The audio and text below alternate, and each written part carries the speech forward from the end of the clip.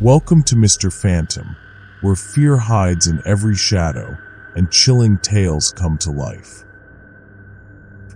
Before we start, make sure to subscribe and like this video to get a scary story every night.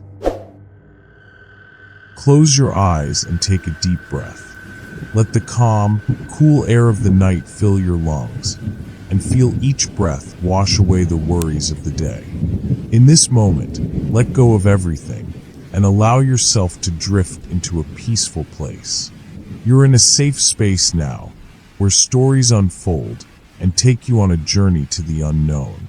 Tonight, I have a story to share, one that's not like any other. A story about an empty house, a flickering candle that lights up every night, and a dark secret hidden behind its walls. It's a tale that will lead you through the shadows, step by step, but at a pace that's slow, steady, and deliberate. There's no rush here. Take your time with each word, each moment, as you get closer to the mystery that's been buried in that house for years. We'll venture into a place far from the hustle of the world, into a quiet town where time seems to stand still.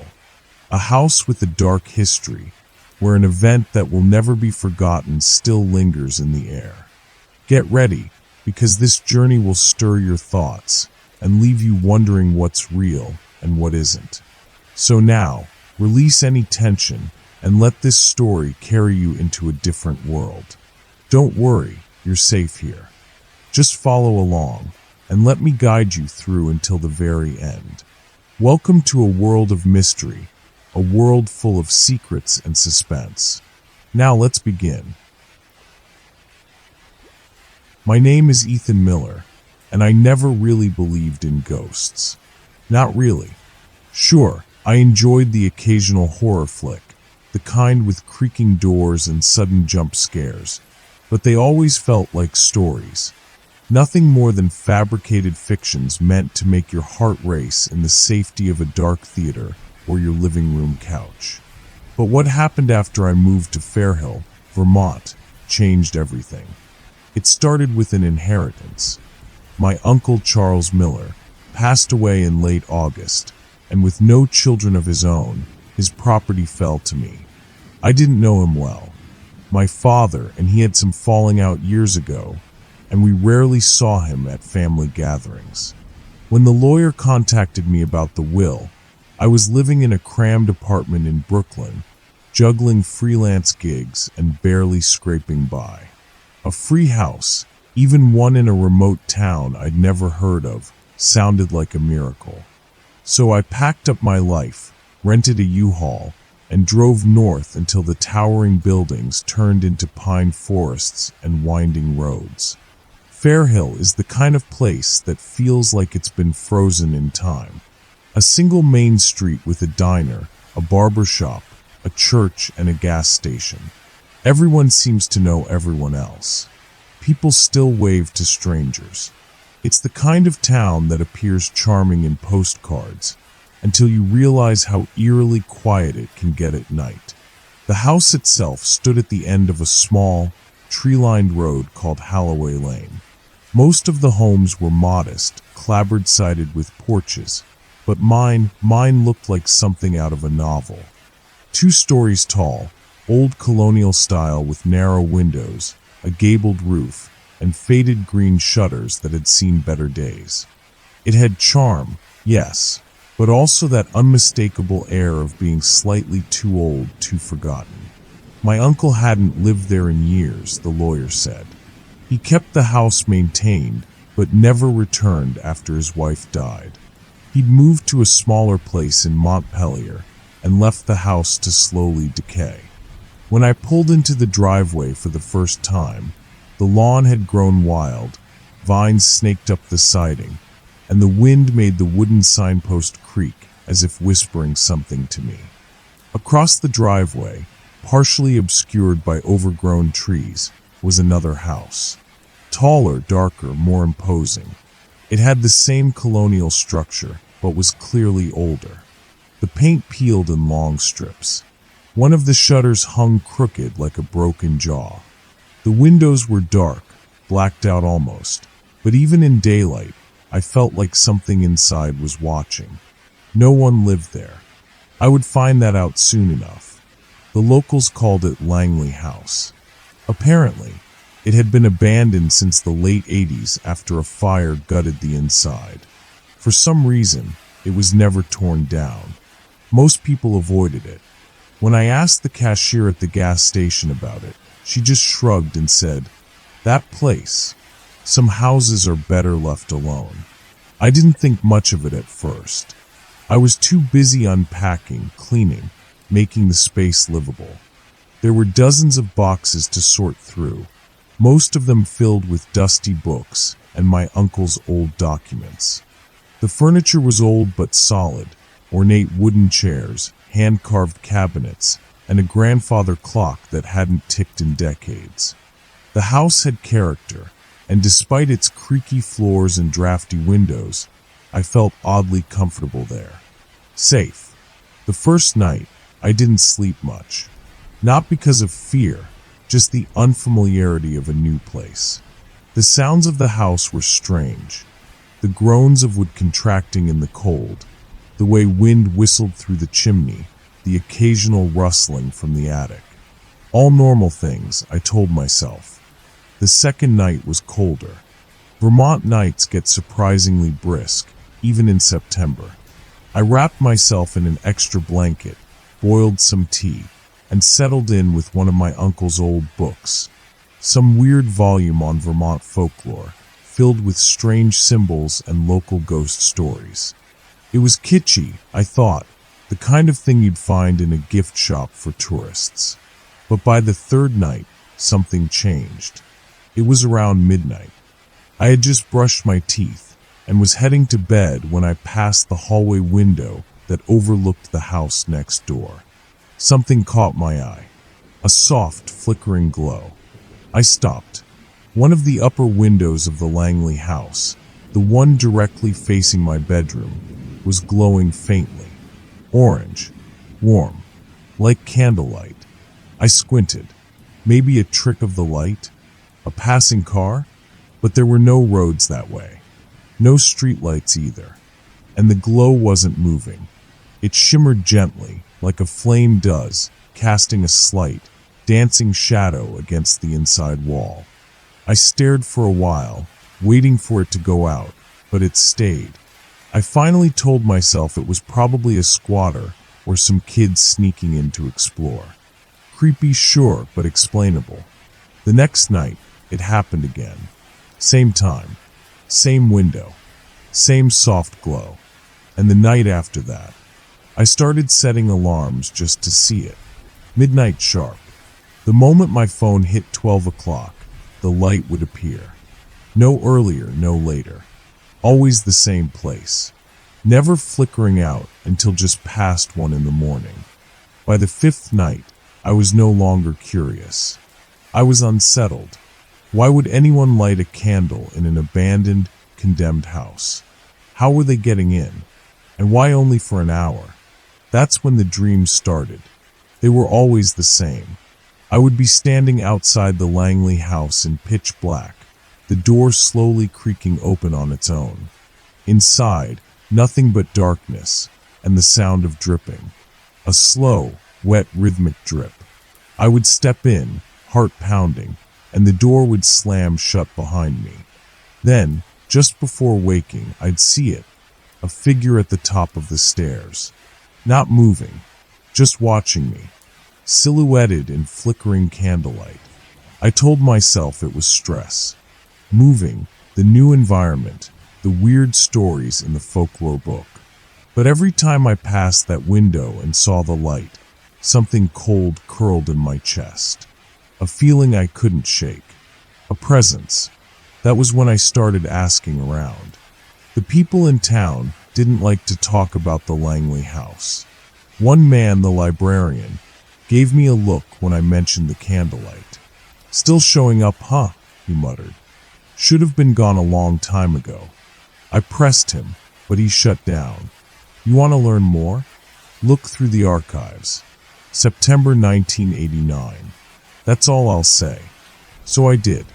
I spent an entire afternoon combing through old newspaper microfilm at the library.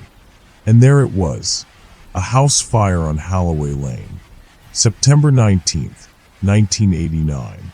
The house belonged to Dr. Victor Langley, a former history professor at Dartmouth, known for eccentric behavior.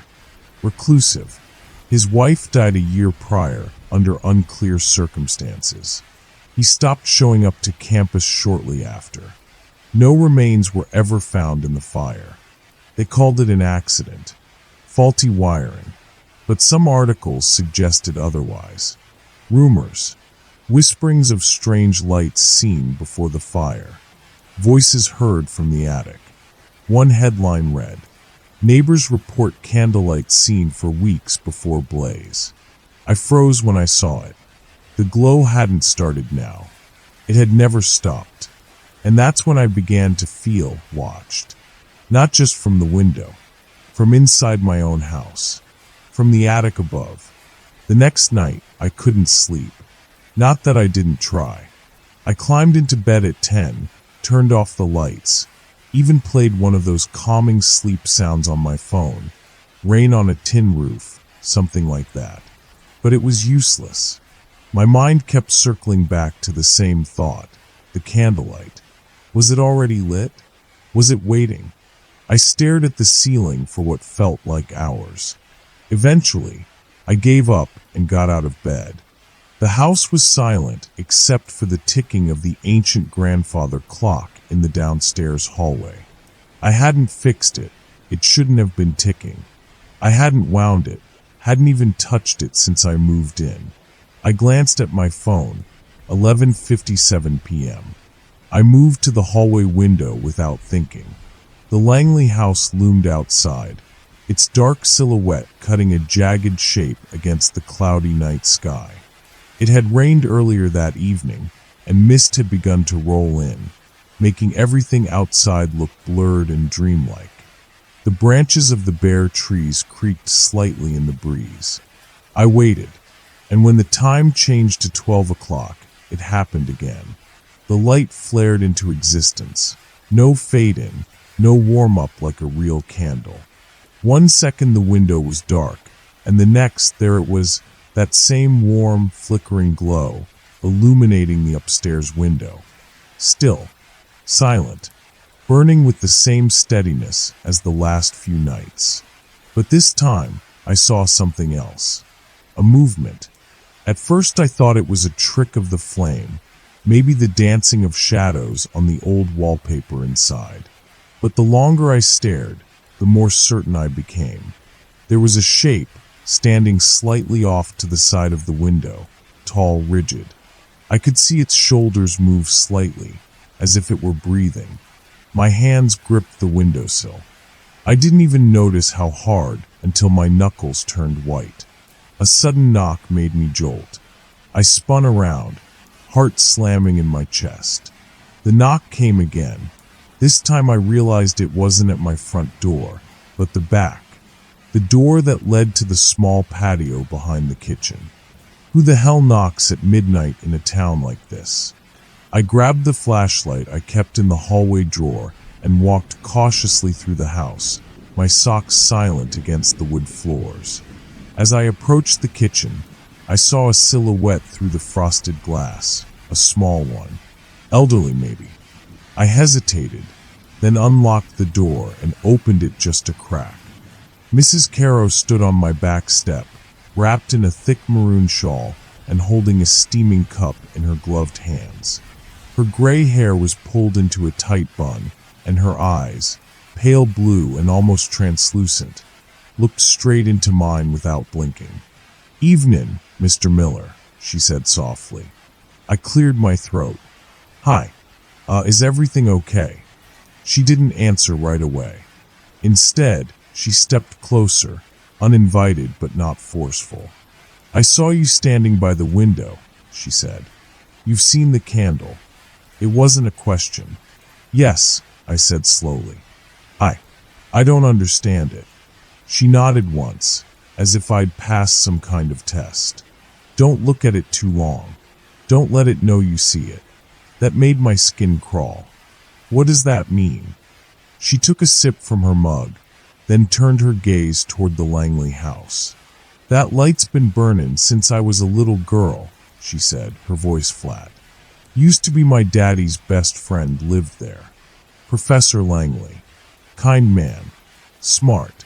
But grief changes people, Mr. Miller. It cuts holes in their souls. He tried to fill his with books, symbols, circles drawn in chalk and ash. And one night, he lit that candle, and it ain't ever gone out since. Wait, I said. So it's some kind of ritual? I don't know what it is anymore. All I know is, people who watch that light too long, they start changing, hearing things, seeing things in mirrors that ain't really there. And worse, her eyes settled back on me. You don't want to be one of those people. She turned and began walking back toward her house, her footsteps soft against the damp ground. Before she disappeared behind the hedge, she called back over her shoulder. If you ever see it in your house, leave. Don't ask questions. Don't fight. Just go. The door clicked shut behind me, and I leaned against it, suddenly aware of how hard my heart was pounding. It didn't make sense. None of it. How could a candle burn for decades without going out? And why hadn't anyone done anything? Reported it? Exorcised the place? Burned it to the ground? Back upstairs, I looked through the window again. The candle still burned. But now the figure was closer. Not at the window, not quite. Just behind it. Barely out of the flame's reach, its face swallowed in darkness. But the shape, it hadn't been there last night. It was moving, inch by inch, like it knew I was watching. Like it had caught me staring too long. I snapped the curtain closed. I didn't sleep at all that night. The next day, I tried to act normal. Went to the diner, had some coffee, chatted briefly with the waitress. Her name was Maddie. Young, friendly, talked too fast when nervous. I asked her, casually, if the Langley house was ever for sale. She just blinked. That place. You don't want to live there. Nobody does. It's got stories. Like what? I asked. She lowered her voice. People who go in there don't come out right. Or don't come out at all. I wanted to press her more, but the look on her face told me it was pointless. That night, I made myself a drink and sat in the living room, refusing to go upstairs, refusing to look out the window. But I could still feel it. The light, the pull, the stare. At exactly 12 o'clock, I felt it again, like a heat behind my eyes. Like I was being watched through layers of brick and wood and time. I told myself I wouldn't look. I even put a chair in front of the window to block it. But just after 12:10, I swear I heard footsteps above me. In the attic. The Langley house wasn't the only one with a flickering light anymore. I didn't move for a long time after the sound stopped. I stood frozen in the middle of my living room, one hand gripping the edge of the sofa, listening so hard that the silence seemed louder than the footsteps. But I'd heard it, clear as anything. Slow, deliberate steps coming from directly overhead, across the attic floorboards. Not creaks from the house settling. Not wind. Footsteps. I glanced toward the ceiling. The attic hatch was at the end of the upstairs hallway, a square panel that had always made me uneasy. I'd never opened it. Not once. It wasn't just the old wooden ladder or the dust. It was the fact that the entire house seemed to breathe differently near that part of the hallway. Colder. Heavier. Like something was pressing down on the walls from above. I stayed on the first floor that night. Didn't go near the stairs. I turned on every light in the house and left them on. I even pulled the covers off the couch and tried to sleep there, but rest wouldn't come. I was too aware of the house's every sound. The wind rubbing against the siding, the groan of the pipes, the occasional thump from the old water heater in the basement. But above all, I was listening for footsteps. At one point, around 2 a.m., I heard something different. A scrape, like something being dragged across the attic floor. And then silence again. When morning finally came, I felt like I'd aged 10 years. I walked outside and stood on the porch just to breathe. The air was cold and fresh, cutting through the fog in my brain. The Langley house was still there, as grim and lifeless as ever, but now the fear wasn't about the candle across the street. It was about what had come from it, and now lived in my house. I didn't know how to talk about it. I couldn't tell anyone at the diner, not without sounding insane. I thought about calling a priest, but I wasn't religious. I wasn't even sure what I believed in anymore. The world had rules. Things happened for reasons. Candles didn't burn for decades. Ghosts weren't real. Shadows didn't move on their own. And yet, that night, just before midnight, I tried something stupid. I set up my phone in the hallway, right by the window that faced the Langley house. I propped it against a stack of books and hit record on the camera. If I could catch something on video, maybe I could finally prove to myself that I wasn't imagining it, that there was something real here. Then I waited. I watched the clock tick past 11:58, 11:59, and exactly at 12 o'clock, the glow returned. The candle, unwavering, flickered into view in the upstairs window of the Langley house. And again, the figure. It wasn't just standing anymore. It was closer. I couldn't make out details, but I swear it had eyes.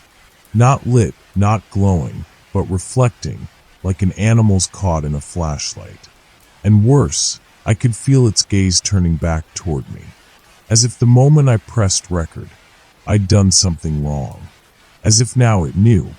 I didn't sleep again that night. I sat in my living room until the candlelight faded sometime after 1. Then I retrieved my phone. The video was still running. I scrubbed back to midnight and pressed play. The screen showed the window, just like I'd framed it. But the moment the clock ticked over to 12 o'clock, the entire video glitched.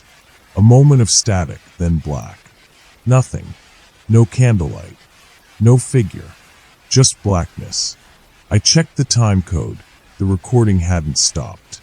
It ran straight through, but there was just nothing. For exactly 1 hour, the screen showed only darkness. Until 1 a.m., when the window reappeared. Clear. Empty. Just like that. I stared at the screen, my heart thudding. I hadn't imagined it. I'd seen the glow with my own eyes, had felt its warmth through the window glass. Why hadn't the phone caught it?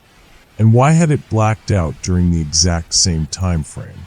That's when I noticed something else. At the end of the video, for just a brief second, in the corner of the frame, I saw a flicker of movement. Not from the Langley house. From inside my hallway. A shape, low to the floor. Crawling, then gone. I dropped the phone. It hit the floor with a dull thud, but I couldn't pick it up. My hands were shaking too hard. My mouth had gone dry. I felt like my heart was trying to claw its way out of my chest. I backed away slowly, every instinct in my body screaming to get out of the house. But I didn't leave. I should have. God, I should have. Instead, I made the worst decision of my life. I went upstairs. I don't know why. Maybe it was denial. Maybe I wanted to prove that the sounds, the visions, the shape in the video, that they weren't real. That I wasn't going crazy. Whatever the reason, I found myself standing in the second-floor hallway, looking up at the attic hatch. It was open, not wide, just enough to see the wooden slats and dark void above. I could smell something, smoke. Not fresh, but old, like burnt wood and melted wax. I should have turned around. Instead, I reached for the pull cord and yanked the ladder down. It unfolded with a soft groan, and I climbed slowly, flashlight in hand. My head rose above the floor of the attic. The beam from my light pierced the darkness, revealing dust motes hanging thick in the air. The space was empty, or so I thought. Then the flashlight landed on a candle. It sat in the center of the attic floor, unlit, tall, blackened at the tip, and behind it, faintly visible in the dust, was a circle, drawn in what looked like ash. Symbols lined the edge, angular, foreign, precise. I stepped onto the floor.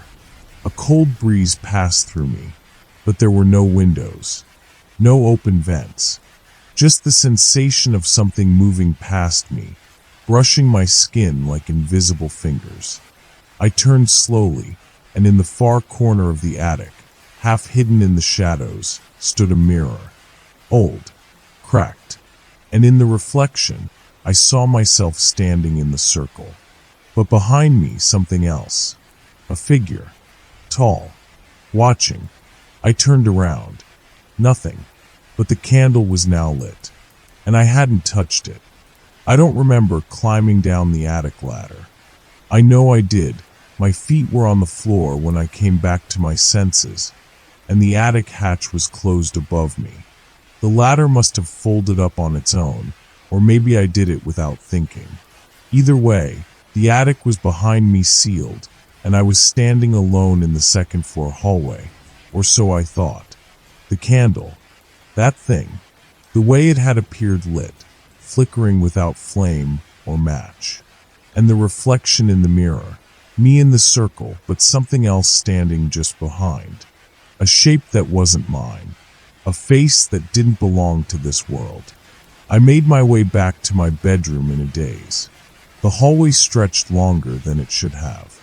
The walls felt like they were closing in, like the house itself was breathing in, slowly, painfully.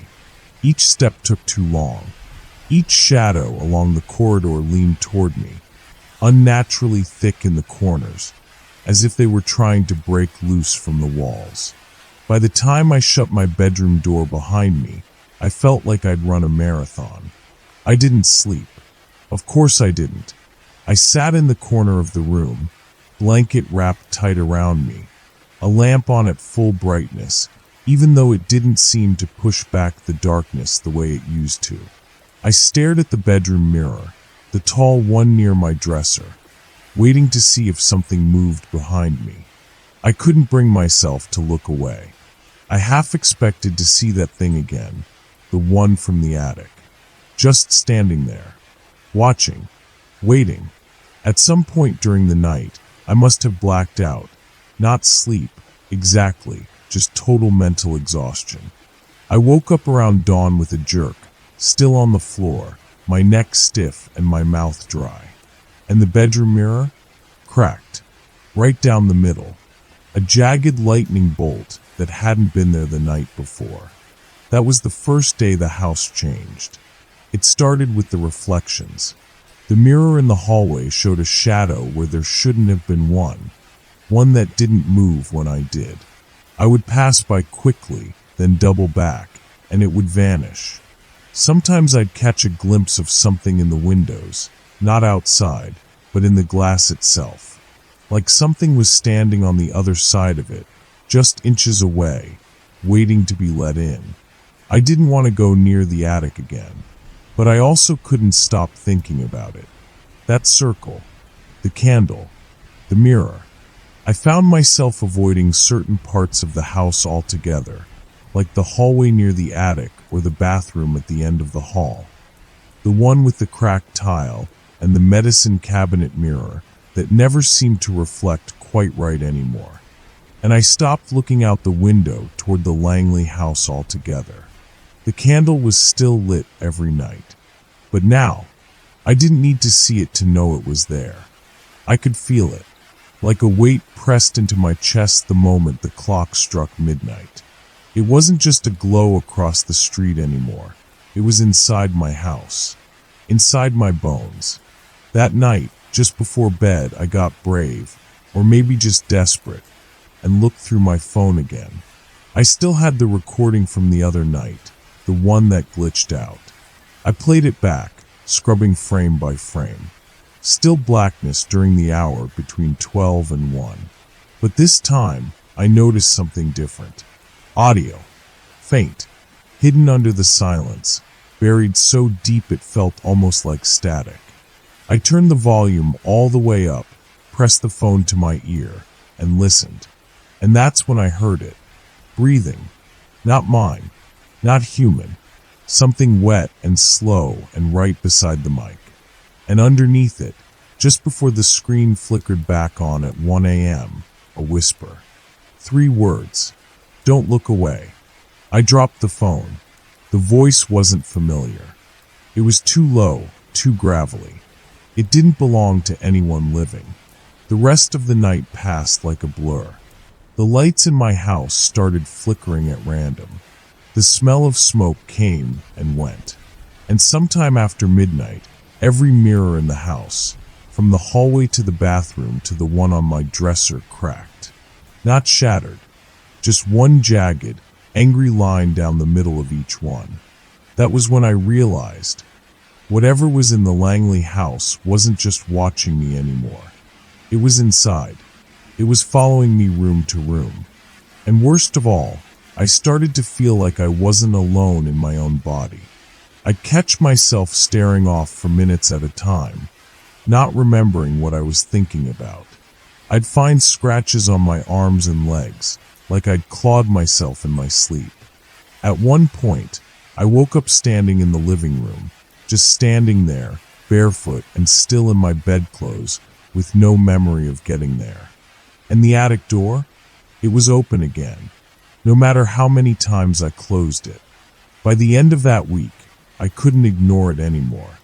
I called a local pastor, not because I was suddenly religious, but because I was out of options. His name was Father Murray, an old man with a heavy accent and tired eyes. He didn't laugh when I told him about the candle. He didn't even blink. "I've heard about that house," he said. "Langley tried to bring someone back. His daughter. She died in a fire. That candle was part of a ritual. It keeps the door open. For her. Or something that wears her face." My stomach turned. "But she's dead." "He's dead." "Right. They are. That's not the problem." I stared at him. "Then what is the problem?" He looked me dead in the eyes. "The door never closed. That night, I stayed up again, too afraid to sleep. The candlelight in the Langley house burned as usual, unwavering, patient. And then, around 12:37 a.m., I heard the attic stairs creak down on their own. I grabbed the flashlight and stepped into the hallway. Slowly, carefully. The ladder was down, and on the 3rd step from the bottom, a footprint. Bare, wet, ash-covered. Not mine. The footprint didn't disappear. It sat there all night, on the 3rd rung of the attic ladder, a perfect imprint in soot and something darker, something almost sticky. It wasn't mine. It was too narrow, too small. And it pointed downward. Not up into the attic, but down, into the hallway, into my home. I couldn't bring myself to touch it. I didn't want to clean it. I didn't even want to look at it too long. Somehow, deep down, I felt like acknowledging it, just admitting to myself it was real, might invite whatever left it to come closer. But I already knew it was too late for that. The next day, I didn't go to work. I couldn't. I left the footprint on the ladder like some kind of warning and locked myself in my bedroom, door bolted, lights on. I didn't sleep. I couldn't eat. I spent hours scrolling through every article, blog post, archived newspaper I could find on the Langley fire. I had to know what the hell had happened in that house. Most of the official reports were vague, sanitized. A tragic electrical fire. No signs of foul play.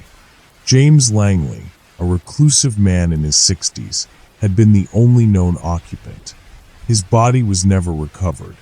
But in the older, harder-to-find sources, The ones buried behind paywalls or stored on forums that looked like they hadn't been updated since the early 2000s. I found the other stories. The ones the police never included in the final reports. Like the one from a neighbor who swore she saw Langley in the window of the second floor, long after the fire had burned itself out. She claimed the candles still flickered there days later, even though the house had no electricity and the top floors were supposedly gutted. Or the report from a first responder who entered the charred structure and found no signs of collapse, no damage at all on the second floor. Just a room, clean and untouched, with a single black candle on the windowsill. He quit the force 2 weeks later and wouldn't talk about it again. And then there was the theory, a local urban legend I had always brushed off. Langley's daughter. She died years before the fire, a car crash, if the timeline was to be believed. But according to more than one rumor, Langley had become obsessed with bringing her back. He withdrew from everyone, spent his money on obscure texts, rituals, candles made with wax from Europe, ash from blessed soil. He'd spoken to no one, except supposedly her. The candle wasn't to mourn her. It was to invite her, or what he thought was her. And now it was in my house. That night, I couldn't bring myself to go near the attic again. I slept, if you could call it that, curled on the couch downstairs, flashlight in hand, every light on, the house humming with electricity. But none of it mattered. At exactly midnight, every bulb blew out at once. The pop echoed through the rooms like firecrackers. The house plunged into blackness. I scrambled to get the flashlight working, hands shaking, but it flickered weakly. The batteries were full, but the beam barely reached the end of the hallway. I stared up the stairs, heart pounding. That was when I saw her. Just for a second. At the top of the staircase, barely visible in the flickering light, a girl. Pale, drenched in shadow. Her hair long and dripping like it was soaked in something dark. Her arms hung limp at her sides. Her face wasn't clear, but it didn't need to be. I knew it was her. Langley's daughter. Or what was left of her. I blinked and she was gone. I didn't sleep again that night. The next day, I went back to Father Murray. He didn't look surprised when I told him what I'd seen. "She's not what he wanted back," he said grimly. "That thing in your attic, that's not a ghost. That's a remnant. A shadow left behind because a door was opened too long. Can I close it?" I asked. "Can we get rid of it?" He didn't answer right away. Then, "It followed you because you noticed it. That's all it takes. Some people walk past a house like that every day and never see a thing. But you looked. You watched. You cared. That's an invitation." He gave me something then, a small iron talisman, cold to the touch, strung on a length of worn twine. "Hang this over the attic hatch. Tonight, midnight, stand beneath it, and do not, under any circumstance, step into the circle." I opened my mouth to ask what circle, but he'd already turned and walked away. Back home, I did as he said. I stood in my hallway just before midnight, staring up at the attic hatch, the talisman clenched in one hand, shaking. I didn't want to be there. Every part of me screamed to run, to drive until I couldn't see the Langley house anymore, to forget everything. But I knew it was too late for that. At 12 a.m. sharp, the attic hatch creaked open on its own. The ladder dropped slowly, one rung at a time, and on the floor above I heard it. Not footsteps, not breathing, but scratching. Something dragging nails or claws against wood, slow and methodical, like it was drawing something. I forced myself to hang the talisman just as instructed, right above the attic door. Then I waited. The scratching stopped, and then a whisper, just above me, just on the other side of the hatch. "You saw me." The hair on the back of my neck stood straight up. I took a step back, but didn't break my gaze from the hatch. "I never said yes," I whispered back. A pause. Then, "You don't have to." And the candlelight spilled out of the attic, warm, steady, and wrong. I stepped back fast, and the light snapped off. The hatch slammed shut on its own, and the house was silent. But I knew it wasn't over, because when I went back to the attic the next day, the candle was gone. And the circle? It wasn't upstairs anymore. It was drawn on the floor of my hallway. And this time, it was complete. The circle in my hallway was not the kind of thing you ignore. It was perfect, intricate lines drawn in thick, sooty ash, covering the floor with angular, almost geometric precision. There were symbols in the circle, too. Some I recognized from the strange notes about Langley I had found in my frantic search through the past articles. Others I had never seen before. They twisted and turned in a way that felt almost alive, like they were shifting beneath my gaze, always changing, never staying still long enough for me to make sense of them. But what disturbed me most of all wasn't the circle. It was the candles. Two. They stood in opposite corners of the circle, flickering softly. One candle was black, and the other white, identical, yet opposite. I didn't know how they got there. I hadn't placed them. I didn't own candles like that. And yet they were there. I stood in the doorway, my breath caught in my chest, and the weight of my own stupidity crashed over me like a wave. I had ignored every warning sign, every instinct telling me to leave the house. I had kept watching, kept investigating, as if I could control it, as if I could fight whatever this thing was. But I hadn't been fighting it. I had been walking right into its trap. Every single time I'd looked out the window toward the Langley house, every time I'd gone near the attic, I'd been offering an invitation. And now, this ritual had me in its grip. The air in the hallway felt thick, not just cold, but heavy. Like the house itself was pressing down on me, every wall, every floorboard, groaning under the weight of something ancient and wrong.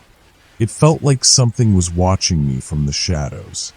I didn't dare step into the circle. I didn't even want to get close to it.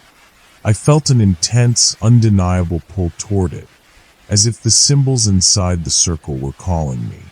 They weren't just lines and shapes. They were alive, breathing, moving underneath my skin. But I resisted. I couldn't stay there much longer, though. I turned and ran out of the house. It was late afternoon when I left, and the sun was low, casting long shadows across the streets. I couldn't stay in that house another minute, not with the candlelight flickering in the corners of my mind, the memory of the whisper that I couldn't shake. I went to my car, sat there for a while, just gripping the steering wheel and trying to calm my breathing. The last few days had been a blur, my mind in a constant state of panic and confusion. I had no idea what I was dealing with. All I knew was that I needed help, and I didn't know where to turn. Father Murray was the obvious choice, but when I pulled up to his church, I found it locked. The lights were out, no sign of life at all. I tried calling him on his cell, but the line just rang and rang, unanswered. A cold feeling of dread washed over me as I stared at the empty church. It was as if everything I had tried to rely on was vanishing, one piece at a time. I didn't know who else to turn to, but I knew I couldn't go back to that house alone. I finally drove to the one person I had tried to avoid, Marie. She was a longtime friend, but I hadn't seen her in months. We'd grown distant after my divorce. But when I'd been younger, Marie was the person I called when things went wrong, when I was scared, confused, or just lost. I parked in front of her house and knocked, my heart racing. I could hear her footsteps approaching from inside, and when the door swung open, I could see the surprise in her eyes. "Ethan, what are you doing here?" she asked, her voice steady, but her brow furrowing in concern. I need help, I said, voice shaking. Something's happening. Something's wrong. Marie looked at me for a long moment, probably taking in the state of me, pale, sweating, on the verge of collapse. She hesitated, then opened the door wider, stepping aside. Come in. Talk to me, she said, a slight edge of worry in her voice. We sat at her kitchen table, the silence between us thick as I tried to gather my thoughts. She handed me a cup of tea, which I barely touched. Finally, I spoke. I don't know how to explain this, Marie, but I've been living in a house. There's a house across the street from me, the Langley house. It's been abandoned for years, but for some reason, I've started seeing things, hearing things, and I think I was cut off by a loud knock at the front door. Marie's face instantly went pale. She stood up without saying a word, walking slowly toward the door. Marie, I called out, but she didn't answer. Instead, she opened the door, and I saw her face fall. I wasn't sure what I was expecting, but it wasn't what I saw standing on the doorstep. A woman, pale skin, dark hair, wearing an old-fashioned dress that looked like it belonged to another era. Her eyes were wide, vacant, but somehow familiar. The moment she looked at me, I felt like my insides had turned to ice. Marie looked back at me, and for the first time, I saw fear in her eyes. You shouldn't have come back, Marie whispered. You shouldn't have brought it here. I stood up, confused and terrified. What do you mean? Who is she?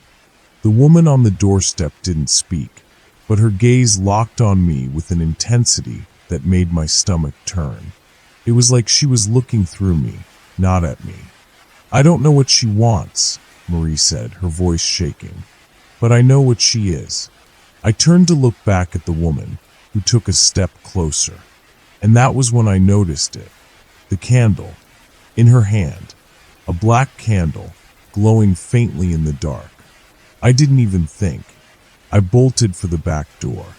But as I reached for the handle, I felt the sharp, cold breath of something moving behind me. I turned around. She was inside. The woman stepped forward, her lips curling into a smile. Her voice was low and haunting. You looked. Now you can never look away. The room seemed to close in on me. The walls, the air, even the light from the candles, it all pressed down like a suffocating weight. The woman moved closer, and the fear in my chest became unbearable. And that was when I realized it. I had made a mistake. The woman wasn't just a ghost. She was something else entirely, something far older, far more dangerous.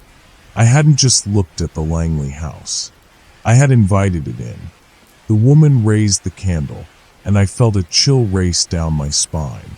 I backed away, but the shadows stretched in all directions. My vision blurred. Every light in the room flickered out, leaving nothing but the faint glow of the candle. And then all at once I heard it again. The whisper, "Don't look away." The moment the woman raised the candle, I felt the air shift. The world around me seemed to warp, pulling tight in on itself like a rubber band stretched too far, threatening to snap. It wasn't just the room that had gone dark. It was the very essence of the place. The space itself seemed to lose its solidity. The walls breathed, the floor groaned underfoot, and the oppressive weight of something ancient and malevolent settled heavily on my chest.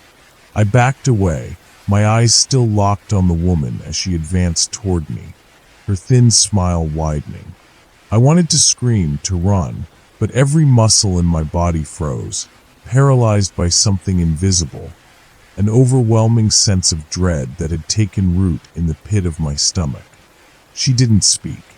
The silence between us was suffocating, except for the faint sound of the candle flickering, the flame dancing in a way that didn't seem natural, almost like it was alive, twisting and reaching for something in the air around us.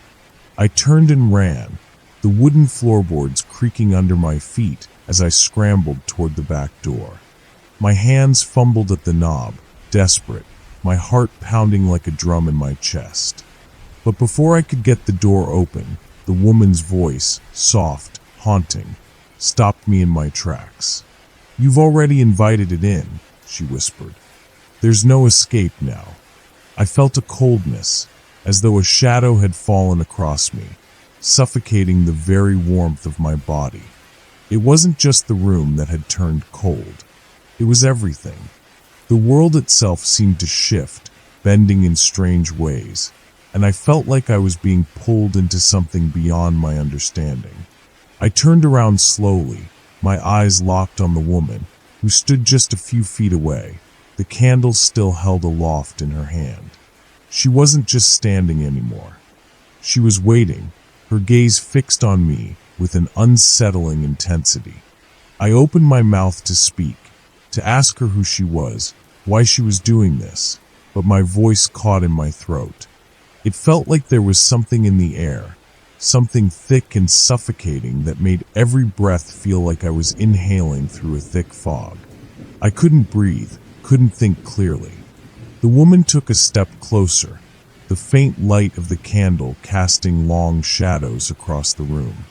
And then, before I knew it, her face was inches from mine, her cold breath brushing against my cheek.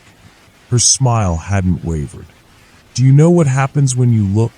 she asked, her voice a low, melodic whisper.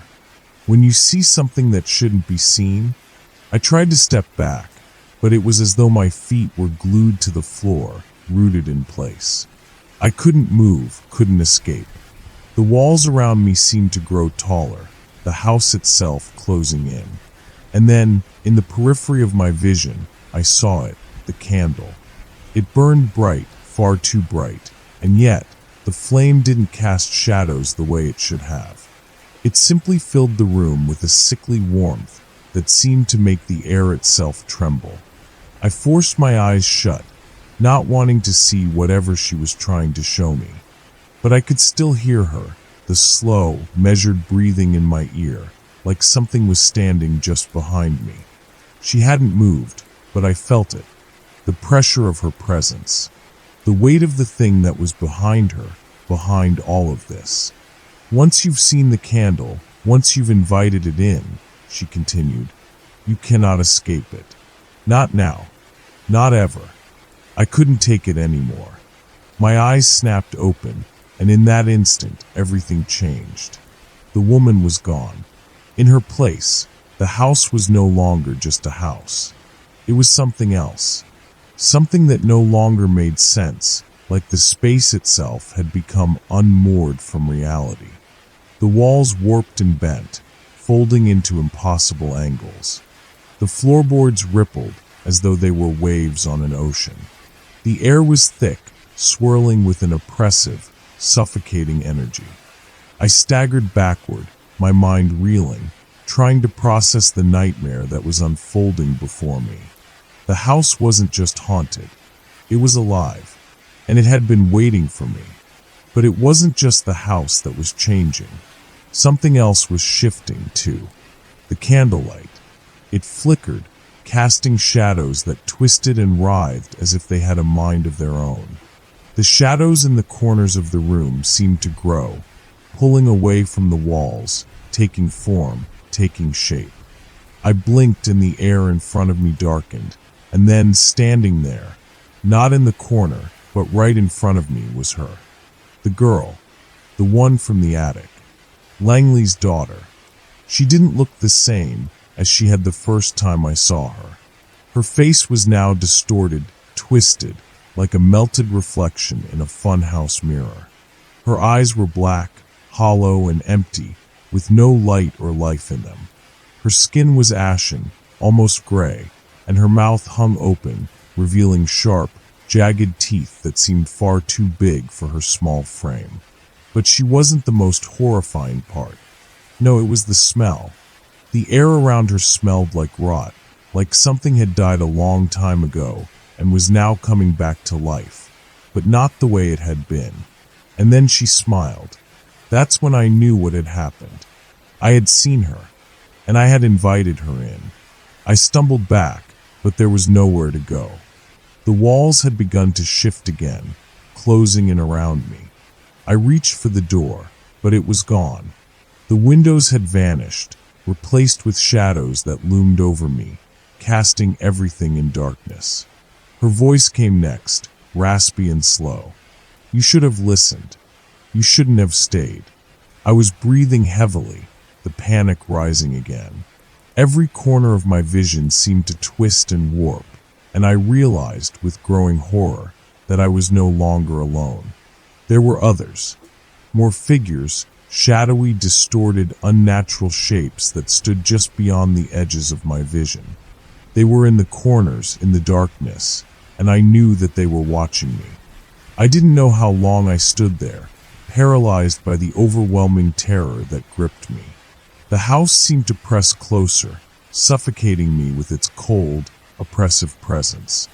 The girl's eyes followed me as I slowly backed away, my hands trembling, my chest tight with the weight of what was happening. The candle's light had grown brighter, more intense. It filled the room with an almost unbearable heat, as though it was consuming everything around me. And then it clicked. I understood. This wasn't just a haunting. This wasn't just a ghost story. This was a ritual, a dark, twisted ritual that had been set in motion long before I ever stepped foot in that house. Langley had made his choice, and he had brought something back with him. He had opened a door, and now that door was wide open for anyone, or anything, to step through. I had thought I could escape it, that I could ignore the signs, take the easy way out, walk away. But there was no walking away, no running. I had looked, and now I couldn't look away. And worse, the girl, no, the thing that had once been Langley's daughter, was no longer alone. It had been waiting for more, and it wasn't finished with me yet. I had invited it in, and now I would pay the price. The house felt different now. It wasn't just the walls closing in on me, or the shadows that seemed to pulse with a life of their own. It was as if the very essence of the place had shifted, like a dam had broken and everything. All the energy, all the memories, all the darkness was rushing at me at once. I could feel it in the air, thick with something ancient, and I could hear it too, a faint murmuring in the walls, whispers that weren't just in my head, but all around me, a cacophony of voices trapped here for eternity. The girl, no, the thing that had once been Langley's daughter, stepped closer, her hollow black eyes watching me with that same twisted smile. She didn't speak at first. She didn't need to. Her presence, her very being, was enough to paralyze me with terror. The air around us was thick, saturated with an unnatural cold, and it felt like the temperature in the room had dropped several degrees in an instant. And then, as if she could sense the dread that was flooding my body, she whispered, her voice like a rasping breeze, "You made a choice, Ethan." I tried to speak, but my throat was tight, like something invisible was choking me. The only thing I could do was step back, my feet stumbling over the warped, cracked floorboards as I moved. Every time I looked up, she was closer. The shadows behind her seemed to stretch and bend in strange, impossible ways, and I could hear faint growls, not from her, but from behind her, from the darkness that had gathered like a storm. I couldn't escape. No matter how far I ran, no matter how much I screamed, I was still here, in this cursed place. And the whispers, they were getting louder. The air was so thick with malice, I could feel it pressing against my skin, suffocating me. "You shouldn't have looked, Ethan." The girl's voice came again, but this time, there was something else in it. Something that was both mocking and hungry. It was never just a story. It was never just a ghost. I couldn't move. The room had become a maze of shifting walls, bending and warping in ways that made no sense. The candlelight flickered ominously, its flame casting long, dancing shadows across the room. Shadows that seemed to grow, to reach, to grab at me. "You saw the house," she continued. "You saw the light. And now you're part of it." My heart was pounding in my chest. Part of it. The words echoed in my mind, and I felt the weight of them sink deep into my bones. This wasn't just some haunted house. It wasn't just an old ghost. The Langley house was a door to something far darker, something far older. And the candles, the ritual, the girl, they were all part of it. Part of a curse that had been passed down through generations. Langley had opened the door, and now the door was open wider than it had ever been before. It wasn't just about seeing the house or hearing the whispers. It was about inviting it in. And by staying here, by looking, by engaging with the cursed remnants of the Langley family, I had unknowingly invited something ancient and terrible into my life. The girl stepped forward, and this time, I could feel her presence in a way I couldn't before. It wasn't just the eerie chill that now seemed to coat every inch of the house, nor the shadows stretching unnaturally across the walls. No, this feeling was deeper.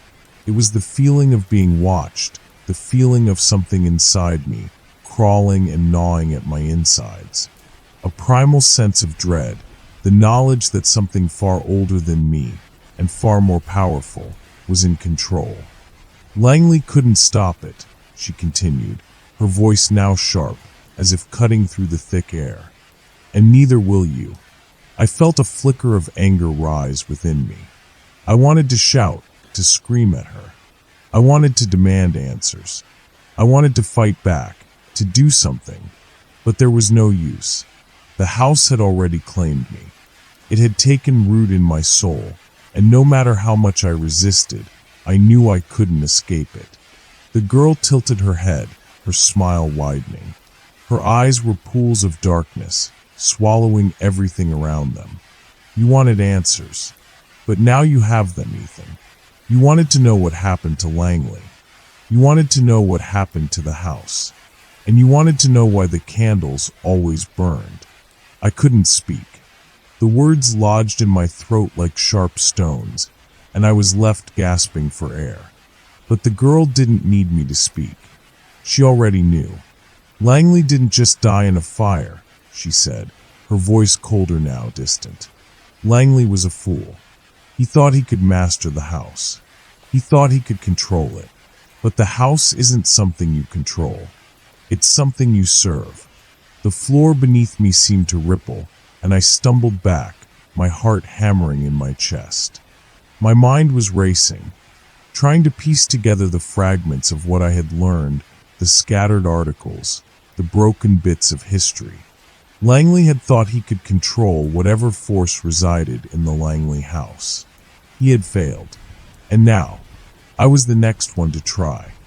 "The candles," the girl's voice whispered, "they mark the end. When the candles burn, the doors open. And when the doors open, the house takes what it wants." I backed up, my feet finally finding the strength to move. But the walls were closing in on me. The door that had been there was gone, replaced by the shadows. And then I understood. The shadows were alive. They weren't just darkness. They were bodies, twisting and shifting in the darkness, stretching toward me. Their eyes, those hollow eyes, gleamed from the corners, from the edges of the room. I could hear the growls louder now, as though something was coming, something far worse than the girl. The candlelight flickered. Suddenly, the air felt hotter, like a furnace. The girl's smile stretched wider, her mouth opening unnaturally wide, revealing rows of jagged teeth that seemed to go on forever. She stepped forward, her arms reaching for me, her cold fingers grazing my skin. "You've already seen it," she whispered. "You can't leave now." I stumbled back, my heart pounding in my chest. But there was no escape. The house wasn't just a house anymore. It was a living thing, and I was trapped inside of it. And then everything shifted. The world collapsed. The house, the walls, the floor, the very air was no longer solid. It was an endless void, an abyss, a place where time didn't exist, a place where nothing had a beginning or an end. It was as though I had fallen into something far darker than death, something that stretched on forever. I closed my eyes. The last thing I heard was the girl's voice, distant and faint, calling out to me. You invited it in, Ethan, and now it's yours forever. The house, the girl, the shadows, they were all gone. And in their place, there was only darkness. Now that the story has come to an end, let yourself drift into the calm of the night. Let the words you've heard flow gently through your mind, guiding your thoughts toward peace. Perhaps there's still a lingering curiosity, maybe questions that popped up as you followed this journey. That's okay. It's what makes the story so compelling. Sometimes, mysteries are better left unsolved, allowing our imagination to fill in the gaps. As you settle into the comfort of your bed, remember that not everything needs to be explained. Some stories are more beautiful when they remain a little mysterious, giving us room to reflect. But if you'd like to share your thoughts, or if there's a part of the story you'd like to discuss further, feel free to leave a comment below. I'd love to hear your perspective, or perhaps any other eerie tales you'd like to share. If you enjoyed this story and want more like it, don't forget to like and subscribe. That way, I can continue bringing you more stories to help you unwind and relax during the night. Now, take a deep breath and let the calm of the night carry you into a peaceful sleep. Until next time, may your dreams be filled with peace and